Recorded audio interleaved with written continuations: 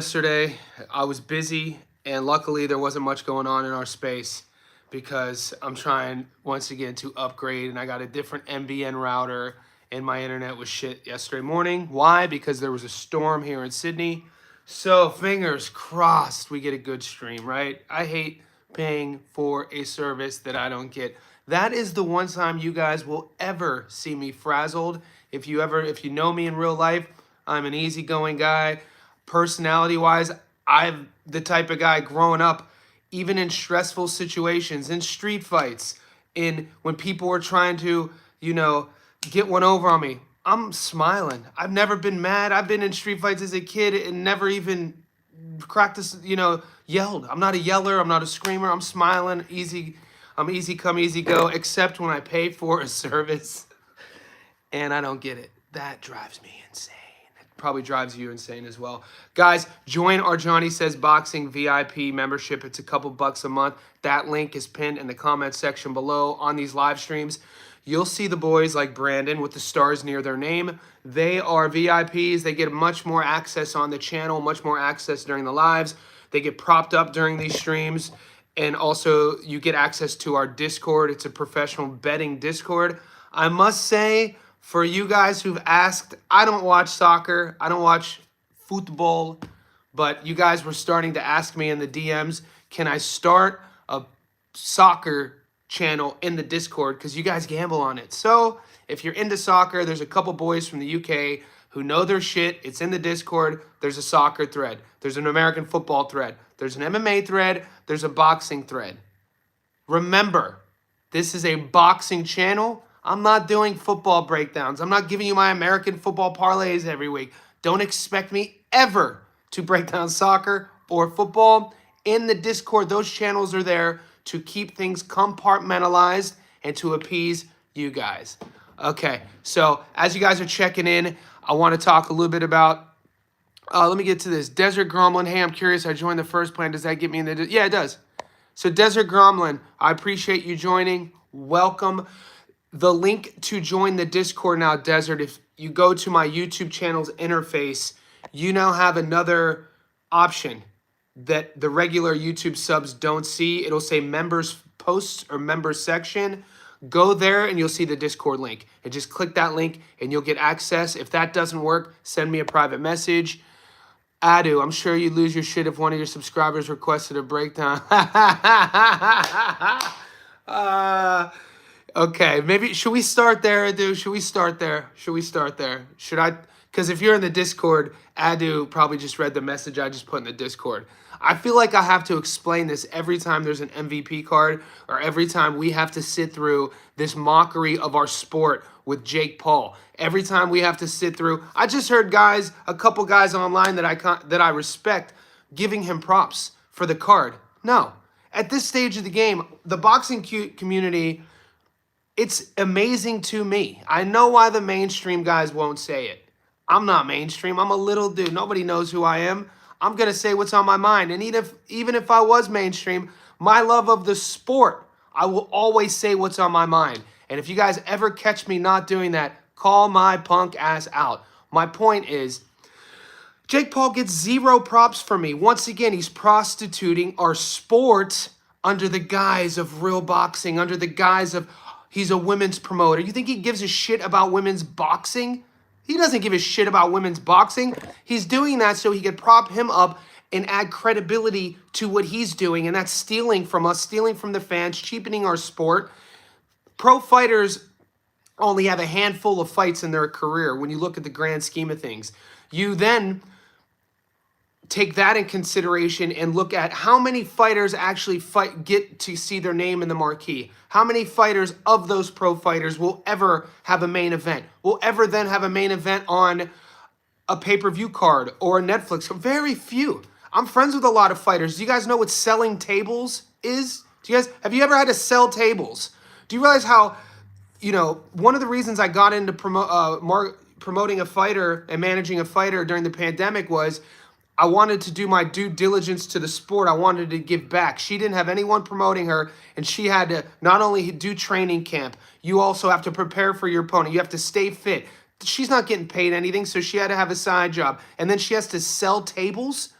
So my point is, when I then see a guy like Jake Paul who comes into our sport as an influencer and sees a gap in the market per se, and then he starts having these fights, fighting MMA fighters, retired fighters, washed up fighters, guys that he could beat. And then you see him at the press conference yesterday, and I don't like Tank Davis. I'm not defending Gervonta Davis at all. I'm not a fan of him.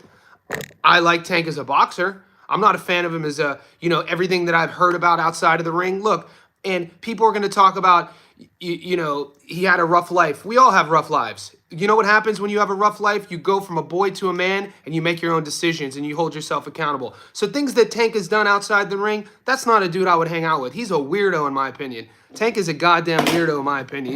He's a weird little dude. So that being said, how Jake was talking to him yesterday at the press conference is exactly what I'm talking about. I'm not to even bring up, how disrespectful Jake Paul was to Tank was absolutely asinine. That's not even my whole point here. My whole point is he then announces his card. Gary Antoine Russell is fighting Andy Hiroka. Gary Antoine Russell is one of my favorite fighters. I can't wait for that fight. I'm salty that fight is on the Jake Paul card. Now I have to watch that card. And my point is, he's adding credibility to who he is because he's putting real fighters on his card, and most people in the boxing space is going to be like, good job, Jake. I got to give you props, Jake. Get the fuck out of here, dude. You'll never hear me swear. I'm not giving you props for that. This is akin to what Turkey is doing to our sport. We forget about Jamal Khashoggi. I'll never stop speaking about this because I'm an author, I'm a writer. I'm a coach first, then a writer, right? Do your own research. Look what happened to the Washington Post journalist who was writing about the Saudi regime, MBS, Mohammed bin Salim, and then look what happened to him. There's a whole documentary about Jamal Khashoggi and how that just goes away, right? The Saudis have been doing this for a long time, and they took the blueprint from what the Germans were doing with Hitler, the Nazi regime, 1936 Olympics, the Munich Games. These people will have hide a tyrannical government under the guise of sports entertainment to sort of, hide what's really happening politically. But what's really happening is a tyrannical government, abuses of power, abuses of people. Jake Paul took that sort of protocol. It's what the Saudis are doing. Put money into boxing, put money into LIV golf, put money into F1 racing. Google the art museums that they're doing in Saudi, in Riyadh. Do I want to go? I want to go to Riyadh. I want to see this. But let's forget about their underminings of what they do, especially if somebody is writing any sort of negative, op-eds about them in an international sort of media company like the Washington Post and Khashoggi. So my point is Jake Paul hurting people? No. So I'm only using it as the protocol. You remove a couple little things from the equation of, obviously tyranny, war, abuse, horrific actions. You remove that from Paul's recipe, but what he is doing is he's getting very, very wealthy off prostituting our sport, propping himself up as a legit women's promoter and then having a boxing career he's fighting Tank Davis in these fake exhibition matches for the sake of his bankroll. I look at it as the same thing. I don't see it any different. And a year ago, I would have said props to Jake for what he's doing to women's boxing. He's at least propping them up. He's at least paying them. But the more I sit with it, the more you see what he's doing, how he's acting. You don't see a guy in the press conference who is humble. You don't see, he's selling a fight, he's a good marketer. He just compared boxing to the WWE yesterday. It's like, of all the corruption that our sport has had to deal with my whole life, the last thing we need is a guy who's having Netflix events saying that. And yeah, he's awful for the sport. End rant. What's up, guys? What's up, Rant? End rant. Thoughts on Catterall joining Team Ennis? I love it. Jack's been going to the U.S. to get sparring for a while. What's up, Christian Morales?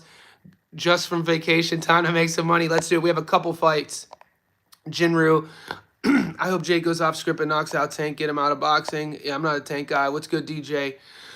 Don't care for the exhibition, but Paul Davis undercard is quality. GAR Hiroko. Yeah, Scottney, Bumgarner, Bodian. True. One thing about Jake Paul, he's goofy, but he puts on a decent card. Yep. Why is he doing it, though? What's his intention?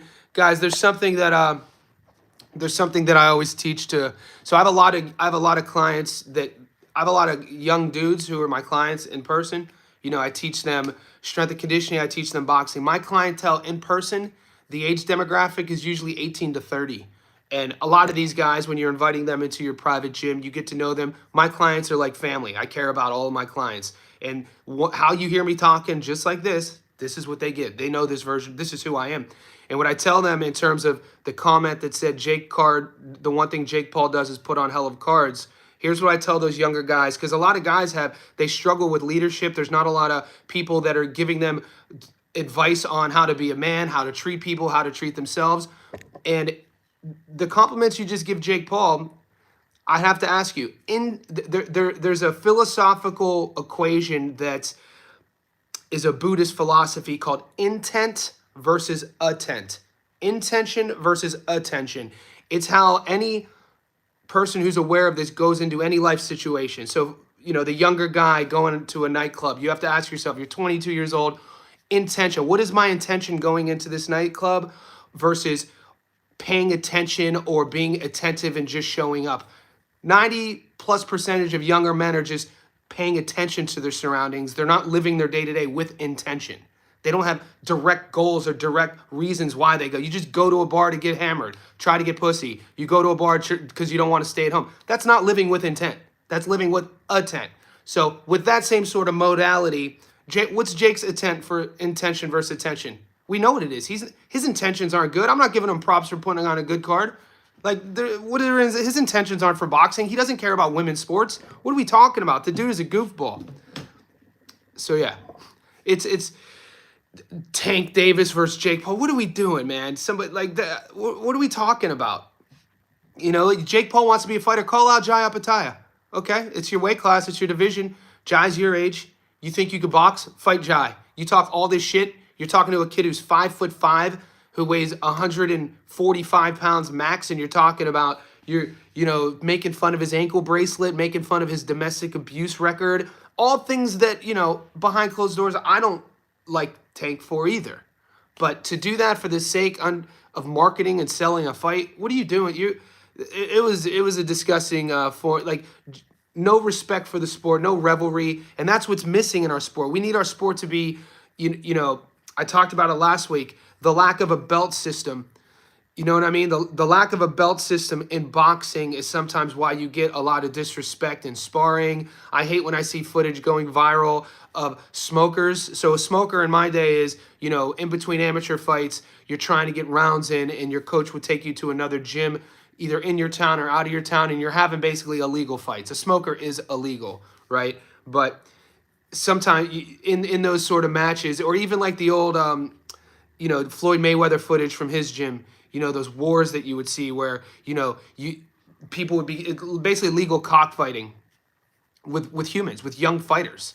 Some of those videos went viral when Devin was younger. I think there's videos of when Shakur was younger, the doghouse, I think. So you don't get that in mixed martial arts. You don't get that in traditional martial arts because you have a sensei, because you have a belt system, because each time you go train, you're listening to somebody. You have your anchor. There's discipline and revelry. Now, some boxing gyms are like that. I've been to some great boxing gyms, both in my hometown in Ohio and in Sydney, where there's revelry, but a lot don't. And, because of that, you get a lot of, the sort of disrespect. I mean, people die. Once again, people die in our sport. Every year, people die. We just witnessed this summer, multiple fighters on the Japanese card passed away. You know what I'm saying? Like, this is real shit. And to see this dude and I don't care if you're getting wealthy. It's not that I'm not coming at a point, oh, he's getting rich. I wish you would. Make your money, mate. But you don't have to do it, the way you're doing it. And who am I to be a gatekeeper? I'm just some dude. I'm just some old head on my couch in Sydney, mate. So, I'm not trying to play this moral high ground. It's just that in our Discord, when you ask me about Jake Paul versus Gervonta and you're giving him props, and on my live stream, I have the right to my own opinion. So make your money. He's do your thing, man. You know what I'm saying? We grind. We live one time. But if we have to hold something sacred, there has to be some hill everybody out there, you have to have, hopefully you have one hill that you'll die on. You know what I mean? It's a metaphor. You have to believe in something. You have to stand for something. Boxing was my first love, dude. So, it's I know what my intention is for my opinion. And I would tell Jake that straight to his face. And the crazy thing is, Jake grew up like 45 minutes from me. He grew up near Mansfield, Ohio, Cleveland area. I'm from Youngstown. He's an Ohio guy. I'm usually, you guys know me, I'm a loyalist. I'm an Ohio loyalist for fighters, for teams. If you're from Cleveland, fuck, I'm not a Cincinnati fan because we don't consider Cincinnati, Ohio. We call it Cincinnati. But you get my point. You'd like to see more. I'd like to see better from that guy. He's still young, though. He's still young. He still has a lot of that teenage angst. Here we go. Let's talk, boys. We got let's talk about some betting. We got some options. Mankey Crazy. If you're not on this live, shout out to Mankey Crazy. I uploaded a VIP level 2 video for you. So if you guys want to see my breakdown of Mark Jeffers versus Willie Hutchinson, my Stats Don't Lie video is up now on the fight prediction playlist. That fight happens next week. It's a fight at light heavyweight. It's a very intriguing fight at light heavyweight. It's in Scotland. We do, notoriously on our channel, we do really well in Scotland, other than when Josh Taylor's fighting. But Nathaniel Collins is on that card as well. So we win a lot of money on Nathaniel Collins. This fight is going to be Mark Jeffers' first fight at light heavyweight. Both men are coming off losses. We haven't seen Willie Hutchinson since his loss last year in September. He lost a decision loss to, his name's slipping a really tough. He lost a decision, and we haven't seen Jeffers since a really kind of shocking loss to Sean Hemphill. So anyway, that fight's in the fight prediction video. I want to go. We got 3 cards that I'm getting options for, so we could get into the nit and grit of this right now. We got the Pro Box card.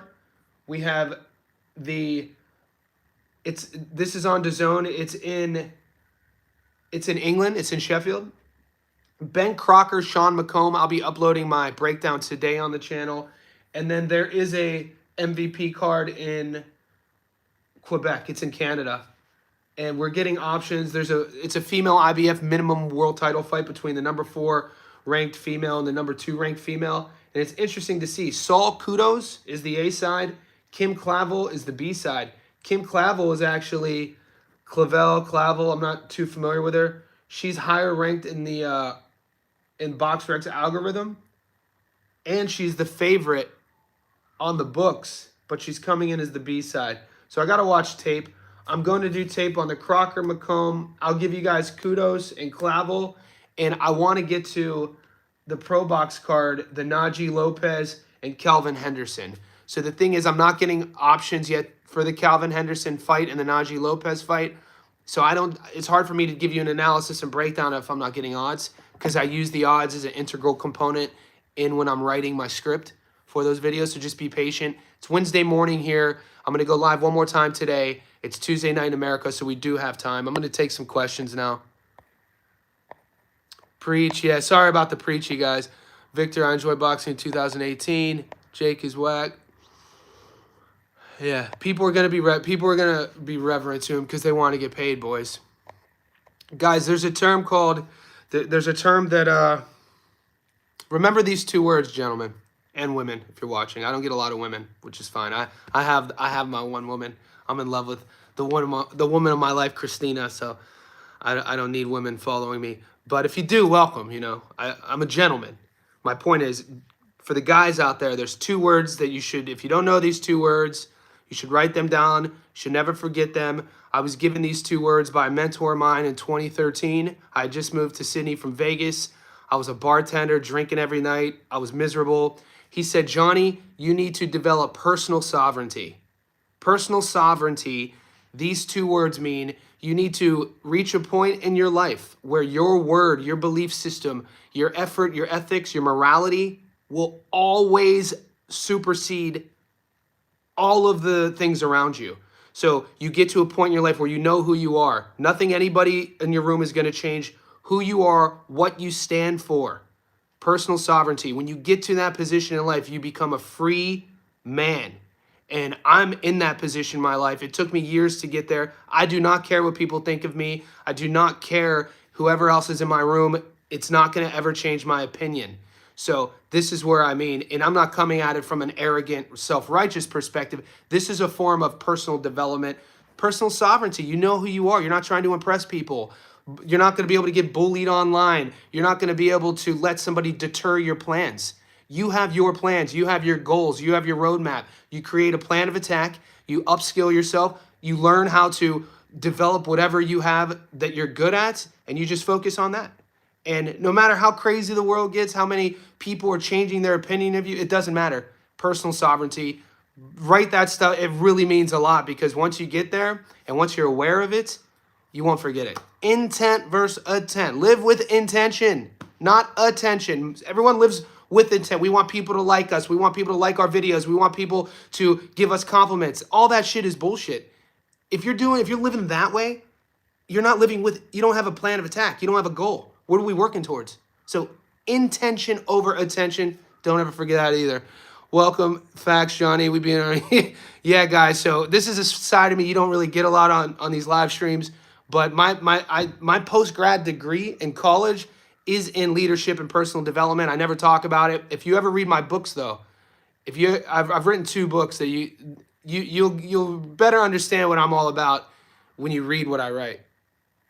But yeah, let's get into it. Play a one man, one woman. One man, one woman. I'm here. Yeah, she's good. True about it. Najee, a punk. He is known for asking dudes here in Atlanta to spar, then knocks out the new guys. Half of us in Atlanta screamed enjoy. No shit, Toxic. I didn't know that. So Toxic Gameplays. He says Najee is a punk. He is known for asking dudes here in Atlanta to spar, then knocks out the new guy. Yeah, see, this is exactly what I'm talking about. Half of us in Atlanta screamed in joy when Michael Hunter outboxed him at the Nationals. And this is exactly what I'm talking about, and I appreciate your honest insight, because I didn't know that.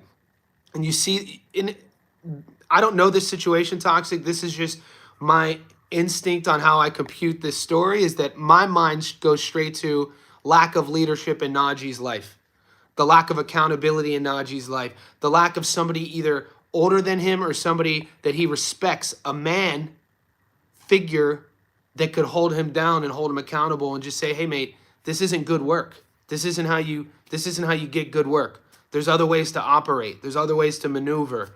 You don't want to, burn bridges. You don't want to become known for being that guy. Because you know what? If you become known for that guy, you end up on a dude in Sydney's live stream. And another dude in Atlanta who's connected with that dude's live stream is telling his stream all about this. DJ, yes, sir. Achieve your goals. Fuck who's watching. Don't ask for an audience. DJ, 100%, man. This is what I'm talking. Personal sovereignty, man. Personal sovereignty. It's very important. What's up, Assad? UK in the house. Facts, DJ, JP. Now I like Najee more. Real boy, JP.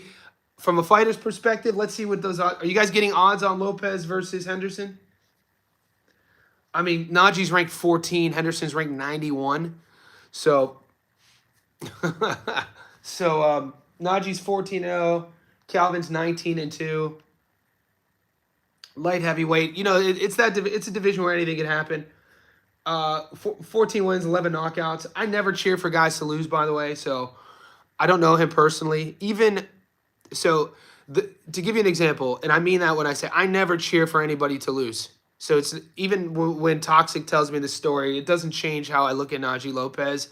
It's just insights to kind of like to be aware of. It doesn't change how I look at him. I wouldn't wish anybody who gets in the ring to lose, and that's just how I am. I had a falling out once with a fighter and the fighter's coach, and if I told you the whole story, you would be shocked. You would be shocked. Just the betrayal. It involved money. It involved backstabbing. It involved lies. It involved a smear campaign.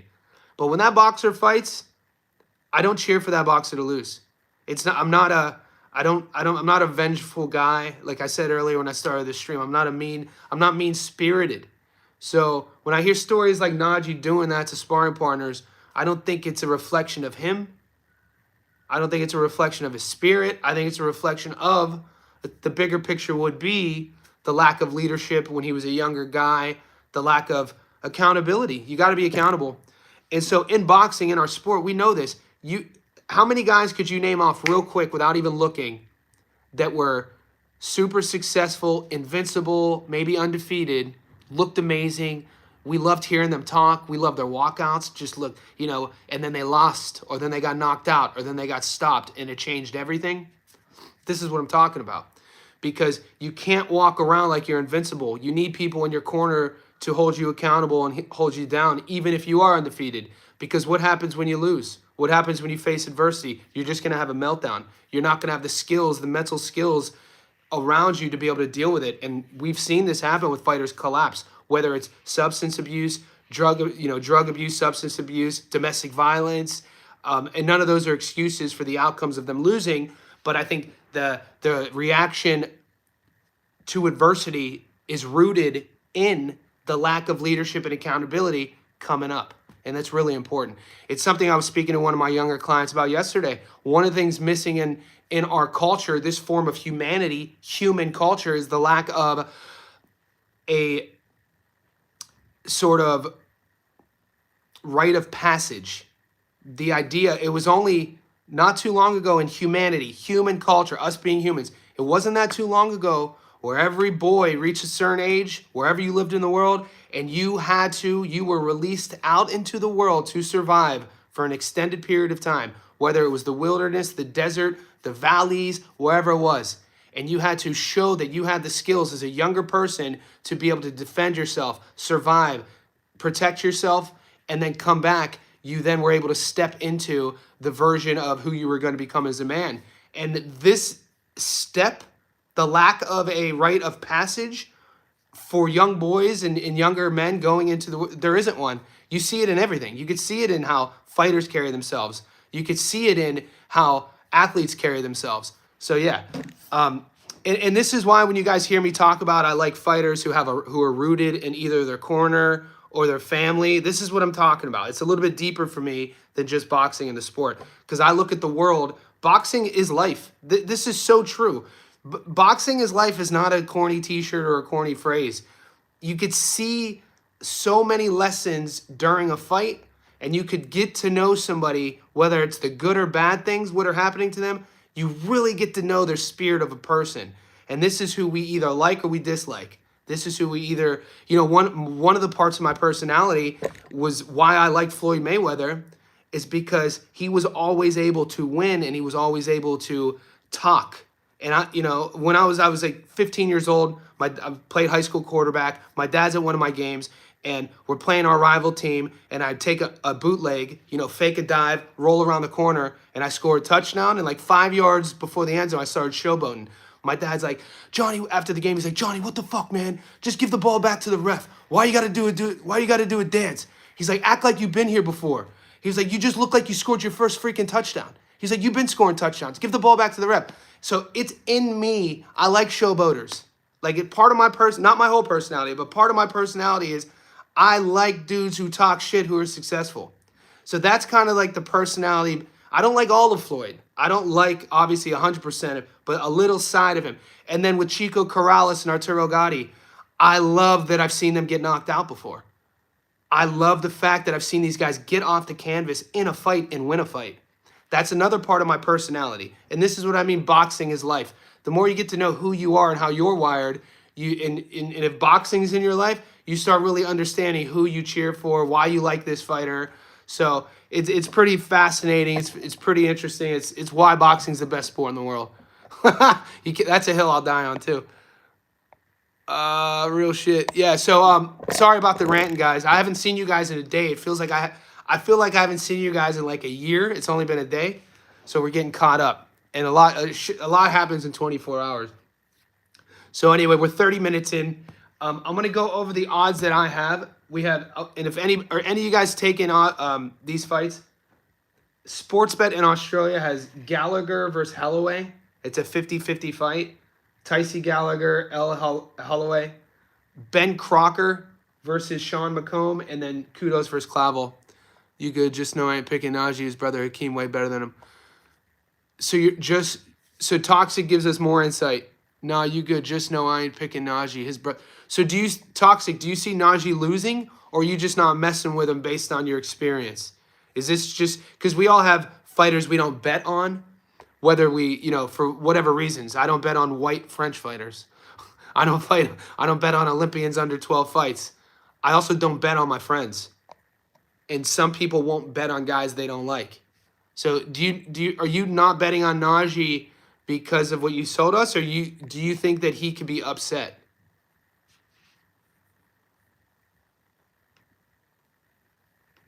I'm still not getting odds on him. So Bet365.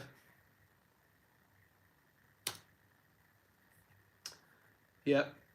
We're only getting Cedeno versus Rodriguez. I agree. You should rant streams and separate. My bad, dude. I always keep it boxing. My bad. You guys know I always keep it boxing. Survivor Series predictions. Okay, so King of Fitness, Survivor. What is Survivor Series? King of Fitness? I'm not sure what Survivor Series is. Toxic gameplays. Bro, his last performance been ass. His brother was always way better boxer and counterpuncher. He lost already. Toxic, am I slipping? Did we cover Najee? Who did Najee lose to? Are you talking about the Escudero fight, the majority decision? Because he has a majority decision win over Marcos Escudero last year. It was this was on the shit. Wasn't this on the Justin Paldo when Paldo lost that split against Medueno? Did Najee Lopez? What are the scorecards against Escudero?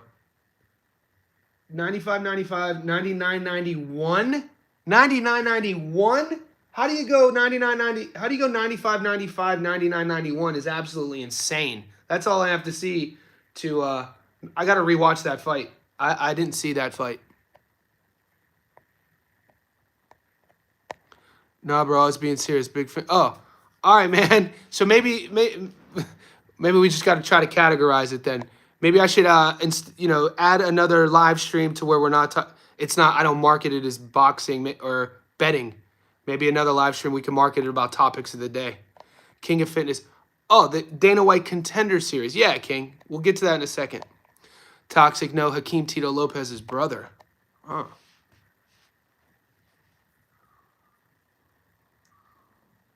I guess I was talking about the fight that he lost. Oh, his brother lost. Manny R. MVP card in Canada Saturday. Yep, Cedeno. So right now, we are getting odds on Henry Cedeno. Henry Cedeno is a huge favorite against Alejandro Rodriguez. Cedeno's 16-0. Rodriguez is 19-11. Yes, Cedeno should be eaten. Super lightweight fight. Lost already. I noticed Arslanbach twitches his head. I'm not making the guy. I'm not making of that guy. Just saying. Yeah, Vic. Vic's talking about the White Rhino fighting Arslanbach. It's Vic. I wouldn't go heavy on that fight anyway. You know, it's tough. It's tough really investing too much on the big fellas, the big boys, the heavyweights. Adu, I'm all in for that. It's a good point, Adu. I appreciate your support. Toxic, they probably got him fighting another bum. DJ with the super chat. I appreciate you, fam. Thank you. The super chat. Thanks for supporting the channel. You've been an OG of the channel. Thanks, man. DJ, do you got action this week? I'm gonna get to. So we're 35 minutes in. I'm gonna go over the Dana White Contender Series fights, guys. Don't take too much in. These Contender Series fights this past year. I think there's been 4 weeks. This might be week 5. Week 1, I missed 1. Week 2 and week 3, we hit all of them 10 for 10. Week 4 was last week. I think there was so much, or 2 weeks ago with Crawford. I don't like betting on regional guys that I don't find tape on. So what we tend to find ourselves doing with the Dana White Contender Series fights is you're just betting on the odds. And I'm not an odds better, meaning that I know guys who will seek out action, seek out the pump based on odds. You find yourself betting on arm wrestling tournaments and, you know, who could throw the paper football the farthest. What you guys know about paper football, though, boy? That's an OG one. That was our game. Before social media in grade school, we would take a sheet of paper and fold it up, and you make that little triangle, and then you click it, boy. My point is, I'm not a guy who finds action just because of odds. I like betting on, obviously, just boxing, and I'll sprinkle some on the UFC. This Contender Series stuff, man, a lot of regional prospects, not with a lot of tape. So I wouldn't be investing too much time, money into those bets. I'll go over them for you, though.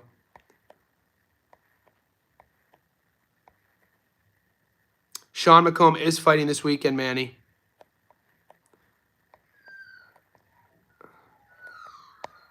Is Sean McComb, Jason Duval. What's up, buddy? Week 7. It's week 7 already.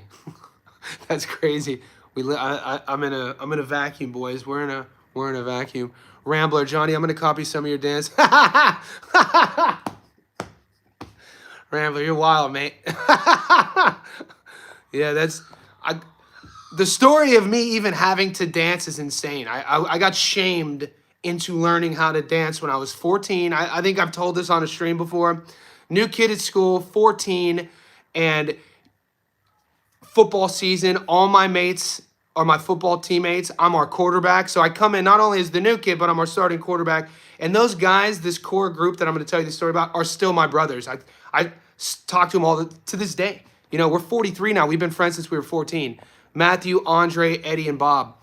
And we're at this, and in the night, this would have been 1997. I was 15, 96 or 97. And in Youngstown, Ohio at the time, we had under 21 dance clubs. So they didn't serve alcohol, but dancing was a thing. We would get ready. I didn't drink alcohol until I was 21. So like the group of guys I grew up with, it was all about sports, all about getting good grades. And if you weren't good at sports and if you didn't get good grades, we would make fun of you. So we would have roast sessions and clowning each other. If I found out that Bob got a C in our stats class and all of us got A's, you were getting roasted. Or if during one of our basketball games, you go like 2 for 10 from the field and we win, you're getting clowned. So this is the type of guys I grew up with. So we're 15 years old. We're at this dance club dancing, and this girl, a cute girl, comes up to me and asks me to dance. And I didn't know how to dance at the time. And I was scared to death. I was like, hell no, I'm 15. And I got roasted for it so hard. My boys were like, damn, Johnny, you a punk. I didn't think you was a punk. I ain't never been a... And so after that experience, my closest mate, Matt, who was my neighbor, Matt was, he looked like Usher, great athlete, Matt Banks, my brother to this day. I was like, Matt, could you teach me how to dance? So we go to his house and we watch Usher videos. And it was the video, You Make Me Wanna, do. And so he would play this video. We'd watch this video for like hours. And that's how I learned to dance. And over time, I just added my own thing. But yeah, I only learned how to dance because I got clowned. So...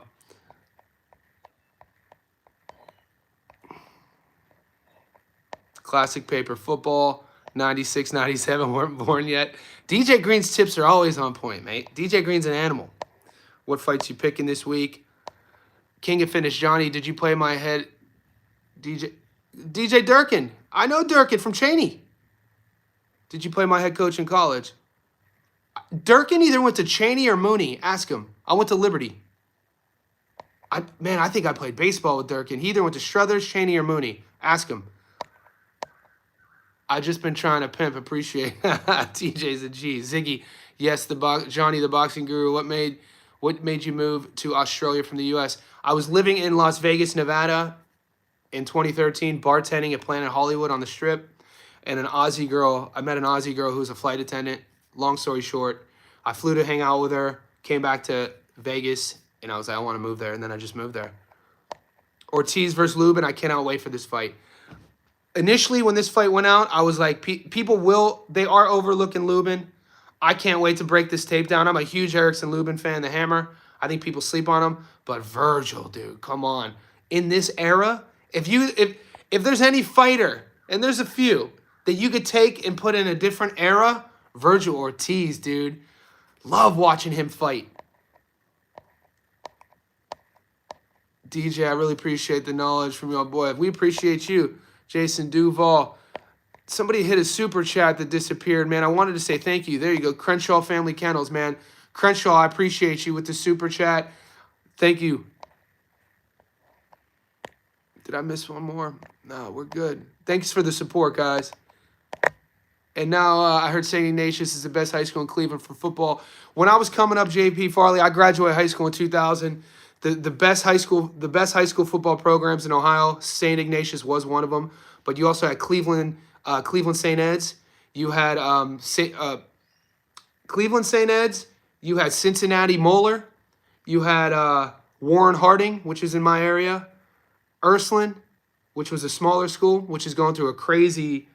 The Ursuline cats has been doing some extra. What's the young buck say? Them Ursuline cats have been doing some extra shit lately. Just Google it. The FBI had to come in to our rival. We were rivals with them. Boardman High. Oh, Boardman, huge school. Boardman High was the biggest Division I school in our area. If he played there, he was a dog. DJ Durkin. It's been 25 years for me, King Fitness. When I graduated high school, I never went back. You know what I mean? On paper, when I remember telling my girlfriend this. On paper, what you see, like movie scripts, I should have loved high school. You know, I was a 4-year starter in baseball. I was our high school quarterback. I was popular. I hated high school. I would never go back. Like, I'm not a guy. Once I graduated, I never went back. I just never felt like I fit in anywhere. I don't know if that's because I didn't grow up with all those kids. I got to that school when I was a freshman, and I just never felt like I fit in.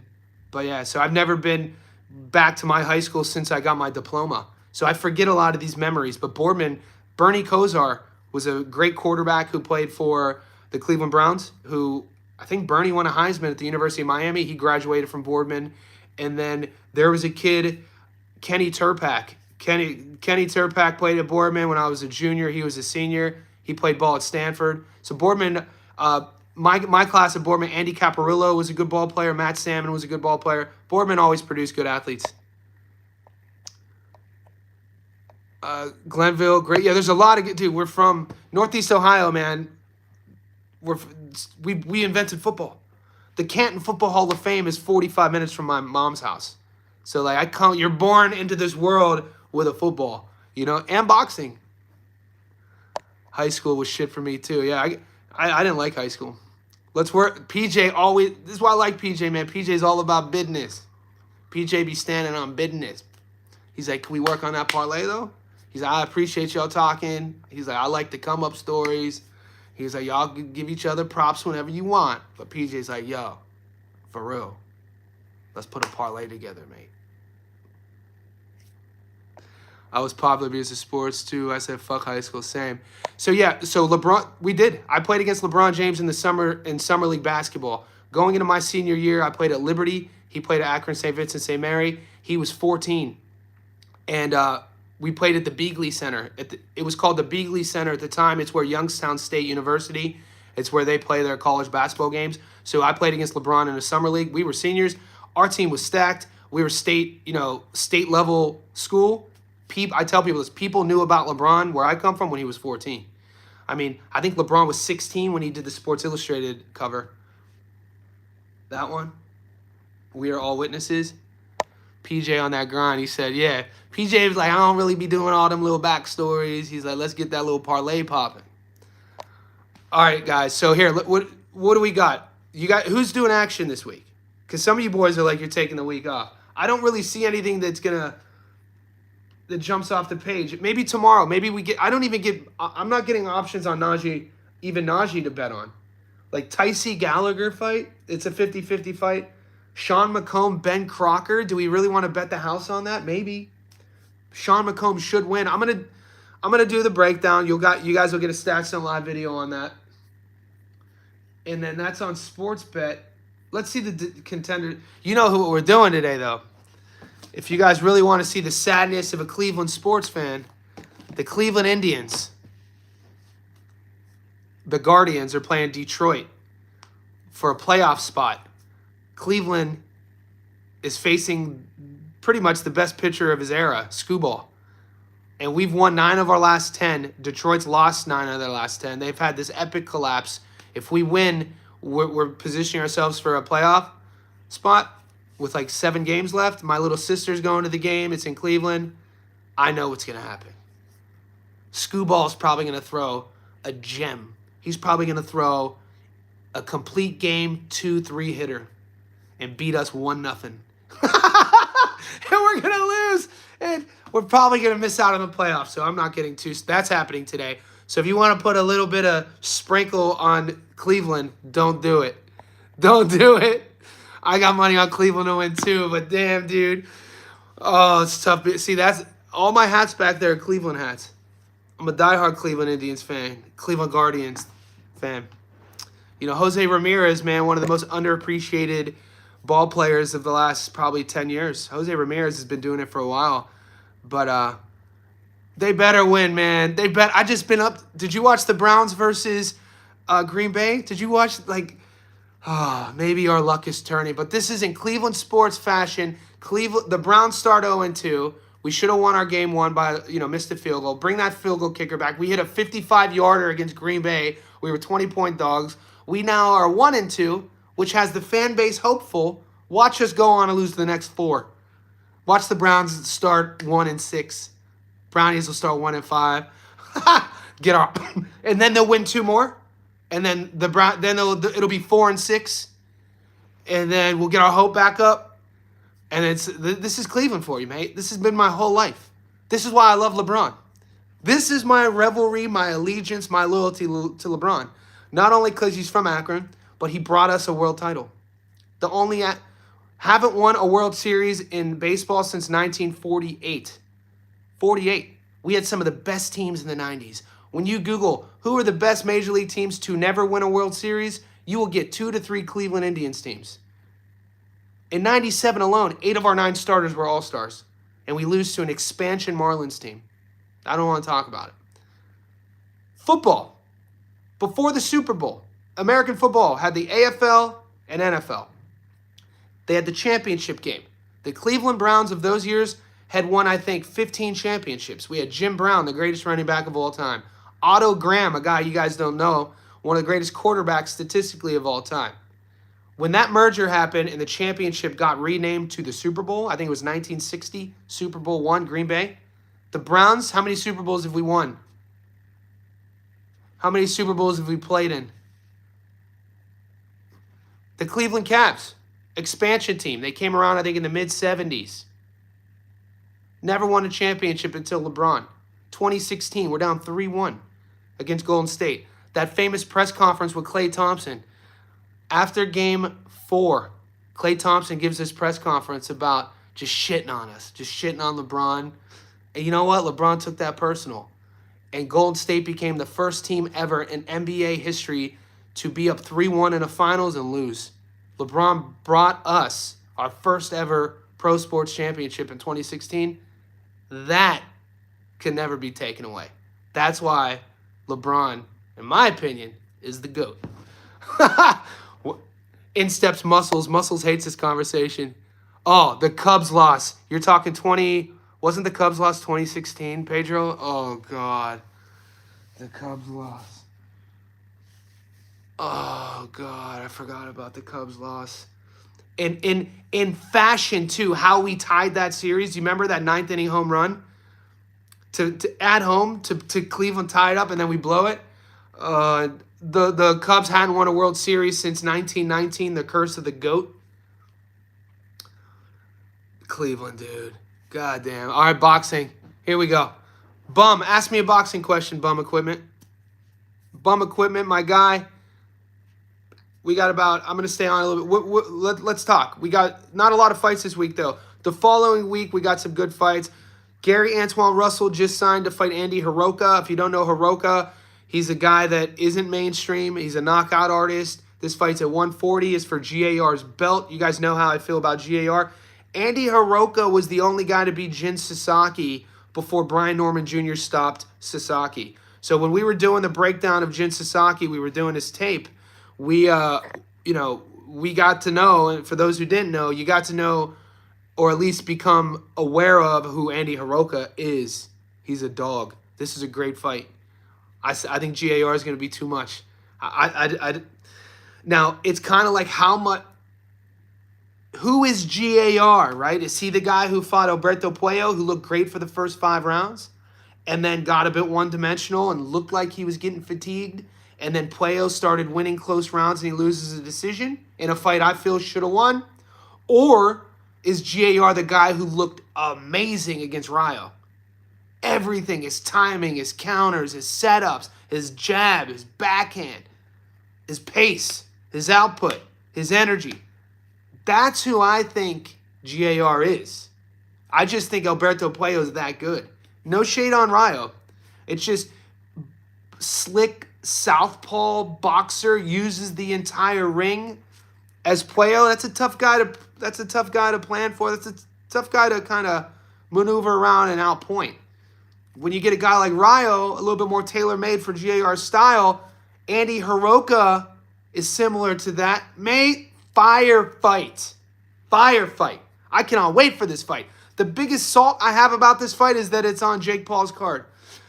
That is a travesty to the promotional companies that GAR has to, that fight has to be put on that card to add credibility to Jake Paul's punk ass. But anyway, I can't wait to do that tape. That's going down in November. We got Devin Haney versus Brian Norman Jr. in November. Come on.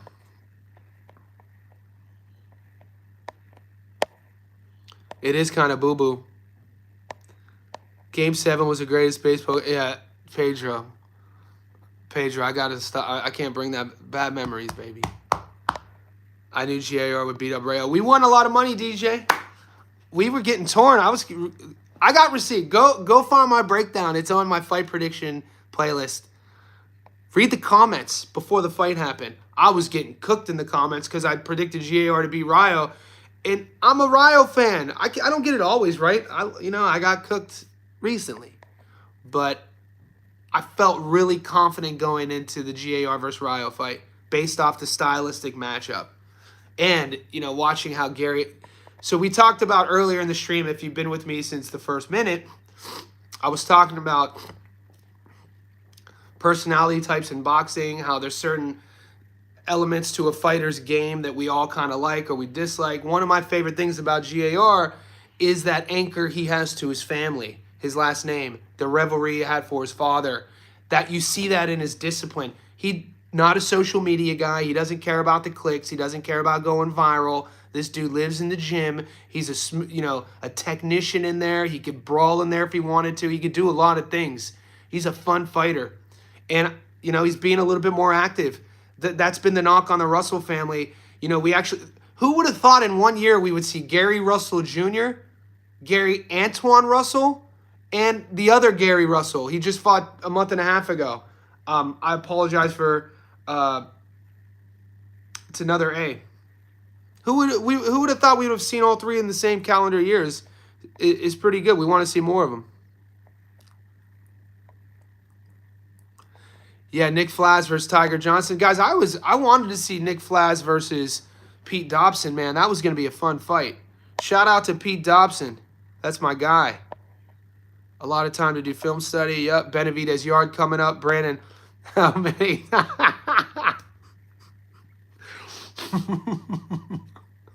Sorry, mate. Well, at least you guys know where I stand. Brandon. King Fitness. No Diddy, Johnny, you got good genetics. I'll be 44 in April. Hairline intact. Coach Dirk bald as hell. Yeah, man. We can't. My dad got sick. My dad passed away. He was too young. I was 27. My dad was 56. My dad, passed away too young after an illness. But he didn't take care of himself when he was in his 40s and 50s. He was a stud athlete when he was younger. But even on his deathbed, he had a full head of hair. So yeah, we can't help our genetics. You know what I'm saying? So I don't like it. You'll never really see me ever take a compliment in general, let alone a compliment based on something that I have no control over. I don't like compliments. TM, that Andy, yep. Andy's a power puncher. I think TM, how GAR is going to game plan for Andy Hiroka, I give GAR the speed advantage. I have to revisit. I'm not sleeping on Hiroka. Fun guy, fun fighter, explosive, wants a firefight. Off jump, I think GAR is going to use his jab to lure him and then catch and pull and counter him. And we're going to see if Andy could hold up because Andy has only been the hammer. This is one of those fights, guys, where we're going to see both guys who are, GAR has a loss, but he really didn't have to be the nail. He lost a close decision to Puello that could have gone either way. Very close. He was up too early. I think that he made some mistakes early with his gas tank and his output. That's it. That's a strategy. That's sort of a prep thing, and that's sort of a miscalculation. It wasn't like Puello was putting belt to ass. So it's not like GAR. We got to see him be the nail. We've never seen Hiroko be the nail either. So this is one of those matchups true blue fight fans are stoked about. If you started boxing in Atlanta, you would hate it. Boxing's corrupt, toxic, man. That just bums me out that, so many young fighters go through this, old fighters go through this. So many guys will quit because of this. Toxic. All I'm going to say about that comment, because I can't speak too much on it, because I've hung out in Atlanta a few times back when Buckhead was a cool area to party in. I'm really dating myself. Is Buckhead still nice? I used to party in Buckhead. I used to live in South Carolina, Myrtle Beach, in 2002 and 2003. I was playing summer league baseball there in college, and we would go down to Buckhead, Hotlanta. But the cards that I've seen regionally that they put onto Zone with Atlanta fighters, yeah, you could see sort of the skill isn't as high. I mean, isn't Brandon Glanton from Atlanta? Glanton's kind of had a decent career. I think Brandon Glanton's fighting again soon. We saw him at the highest level. He was on that Riyadh card against the Big Brit, and I actually had Glanton win and he got beat. He was it. Damn it! I hate when my memory is not as sharp as it used to be. One of the Smiths, not Liam, not Callum. You guys, the chat will let me know who. But isn't Glanton from Atlanta? Greetings from Spain, España. What bets do you recommend for October? Rayo de la Santa Liga. Appreciate you, brother. We'll get to those bets shortly. B-Money, Gary, Antonio, Russell. Yeah, so there's Antoine, Antonio, JR. Chat. Johnny, what baseball team you said you was betting on? Now, I'm a Cleveland fan. They're playing Detroit. Cleveland's the dog. Cleveland's facing the best pitcher. Some would say the best pitcher in the major leagues, Skubal. He has great control of his fastball. He has a really good breaking ball. He puts the ball where, a lot of times he gets up on his counts, so he doesn't get behind on the count, meaning that he doesn't throw a lot of 1-2 balls. He likes throwing first pitch strikes, and he has good command. He's really tough to get in front of. So the way Cleveland has to beat him is to get in front of him and get to their bullpen early. Just historically, Scubal's a guy who takes you deep. He usually takes a team into the 7th or 8th, and by then his offense only needs to get a couple runs. You're down. Detroit. They're in, but they're losing. They've lost 9 out of the last 10. Momentum is a big thing in baseball. Cleveland is coming off a loss too, but they've won 9 out of the last 10, and everything is on the line. I'm glad it made you laugh. I was just playing. It's all good, man. Bum equipment. Hey, I see what you mean when you say Moses versus. Yes, I want to see Moses Ituama versus Justice Huni. Nobody's talking about it. I could rant about both guys for a while. I mean, you got to get past our fandom. Boxing fandom has to get past the idea of throwing a guy away because he loses a fight or gets knocked out. This is boxing. How do we just forget about the 10-plus rounds where we got to see who Justice is? I want to see that guy against Moses. That is a great matchup, too. And what's Justice, 26, maybe 27 now? Young heavyweight. Guys, we know the heavyweight division is a division where a lot of times you don't strike gold until you're early to mid-30s. You know what I mean? Based off of the physicality of the human body, how we grow. Men won't reach their highest form of testosterone, generally speaking. There are outliers until our late 20s.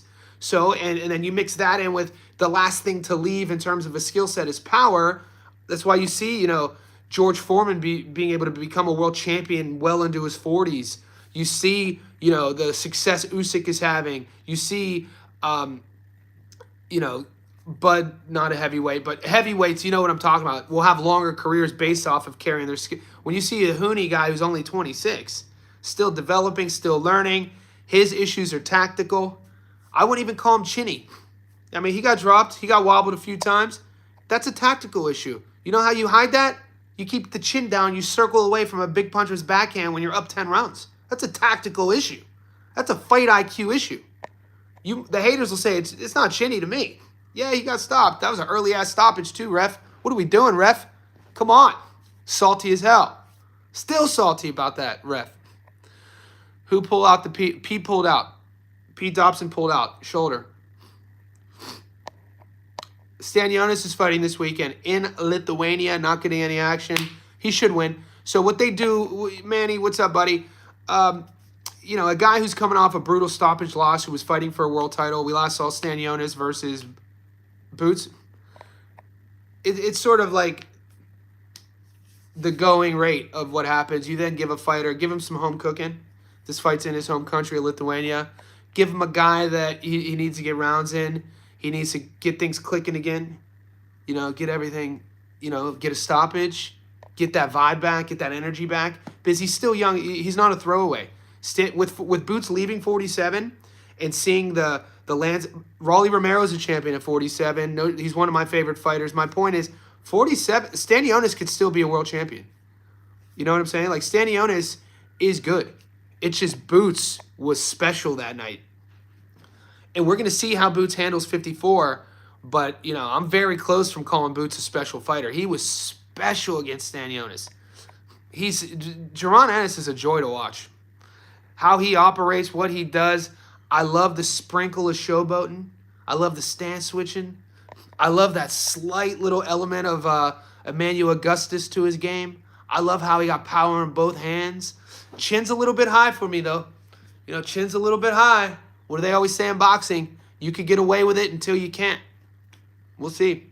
We'll see how that chin hold. You know, dude, don't sleep on Lima, man. Lima, good guy at 154. Since when do we not? The IBO belt is so slept on. People just act like Lima is a shit fighter. It's gonna be a good fight. Buckhead's still the richest part. All right. So things haven't changed. It's been 25 years, Toxic.